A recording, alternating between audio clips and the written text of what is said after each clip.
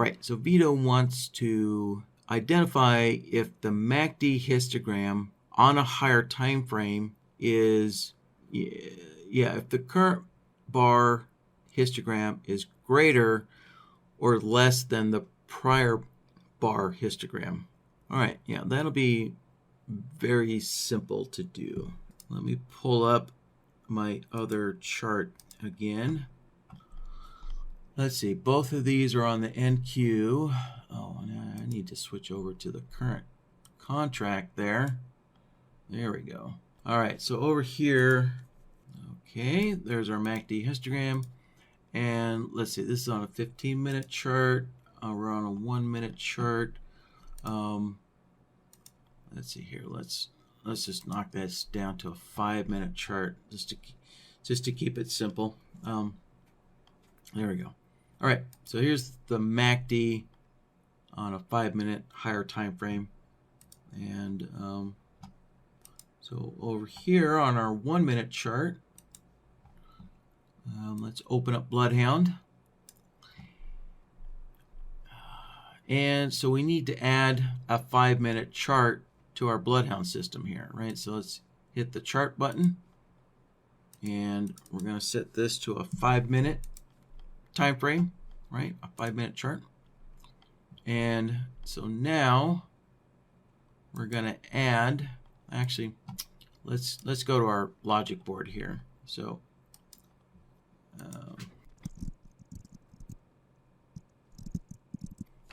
all right.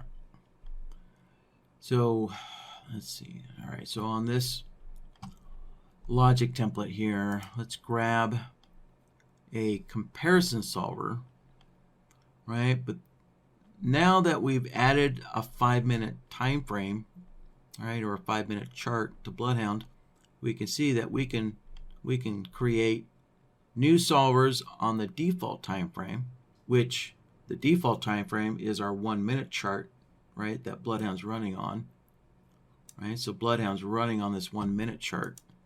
So that's our default time frame.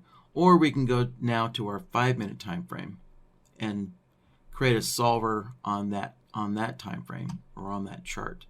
So let's grab a comparison solver on the 5-minute chart, connect that up, and so we are comparing the MACD diff of the current bar. So a bracket 0 is kind of shorthand for the current bar, and then we're going to compare that to the diff, all right, or the histogram plot of 1 bar back. So bracket 1 would be 1 bar back, right? So if we want to compare, to 2 bars back, then we could use a bracket 2 to denote that. So okay, so input A, right, that's going to be our MACD diff plot.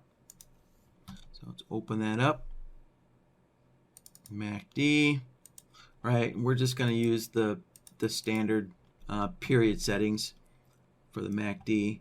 But so now we want to select the diff plot or the histogram. So select OK there. And for input B, we're going to do this exact same thing again. So let's go find the MACD, right? And again, we're comparing to we're using the difference plot there. But this time, we want it to be 1 bar back, right? So our displacement needs to be set to 1, like so, right? So a displacement of 0 is going to be the current bar. A displacement of 1 is going to be 1 bar back, right? And that's it. So there's that. And you'll notice because we added a 5-minute chart or a 5-minute time frame to our BloodHound system, Ninja needs to be restarted here. So let's do a reload here. Let's reload the chart. And there we have it. So let's shrink this up a little bit. Here, we'll stretch this out. And There we go. So now we can compare our crosshairs to each other. So there you go. So you'll notice, right, when we get to the short output, right, if you look at the crosshairs, right, we are on, let's stretch this out, right? So on this bar, we can see the difference went lower, right? It went downward compared to the previous bar. And so on our 1 minute chart, right, we get a short output. So as long as the difference is rising, we're going to get a long output. But if the difference is falling, then we're going to get a short output. Right? And so this, what we just did, that comparison of what we just did,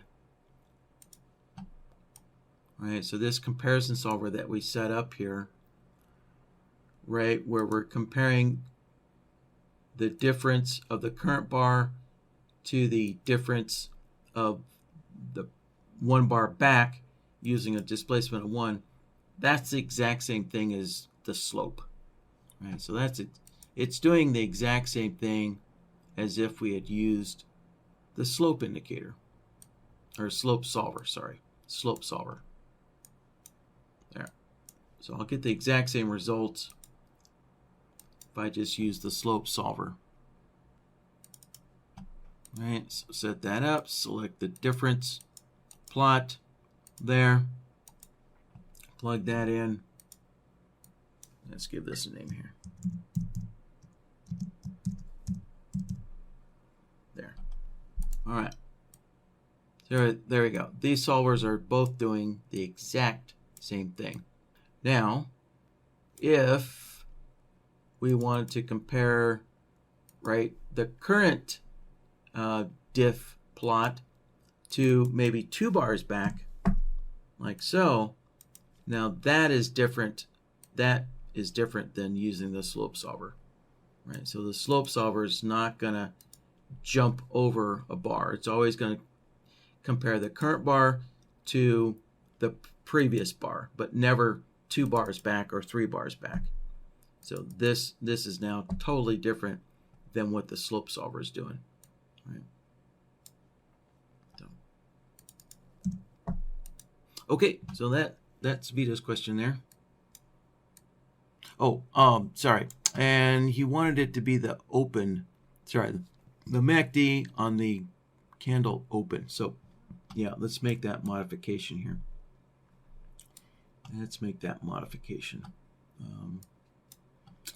So let's go, yeah, so on the comparison solver here, let's go into input A.